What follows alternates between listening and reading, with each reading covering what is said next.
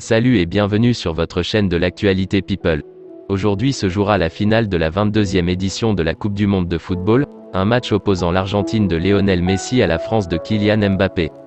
Si vous n'êtes pas encore abonné à cette chaîne, merci d'appuyer sur le bouton « S'abonner » et activer la cloche de notification pour ne pas rater nos prochaines publications, et lâcher un gros pouce bleu pour nous soutenir à vous produire plus de contenu de qualité. On y va.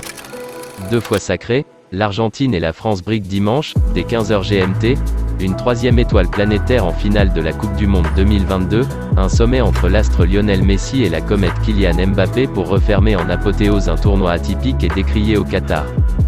Lionel Messi et Kylian Mbappé, qui font équipe sous bannière qatari au Paris SG, se partagent la tête du classement des buteurs du mondial avant la finale, avec 5 unités. Le vainqueur filera peut-être vers le Ballon d'Or, le premier pour Mbappé ou un 8e pour Messi, idole planétaire soutenue dimanche par une immense majorité de supporters. La France s'inquiète pour ses champions du monde, rattrapés par un mystérieux virus qui a mis sur le flanc, tour à tour, 5 titulaires potentiels.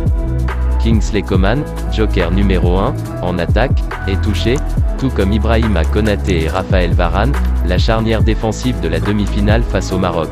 Tous trois souffrent à des degrés divers d'un syndrome viral que l'encadrement se refuse à nommer.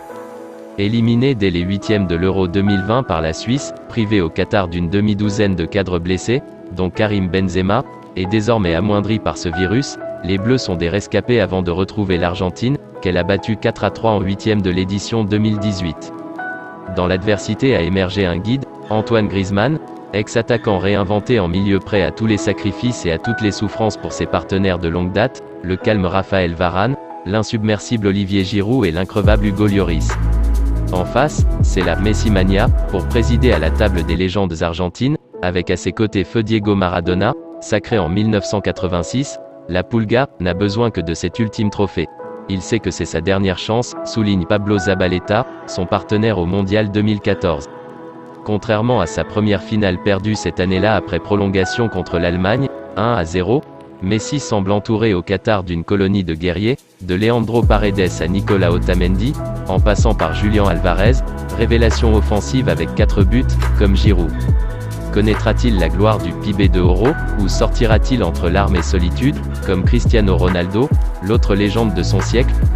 Léo Messi détient une partie de la réponse. La France et Mbappé ont l'autre. Dites-nous dans les commentaires, qui selon vous gagnera cette 3e étoile sur son maillot?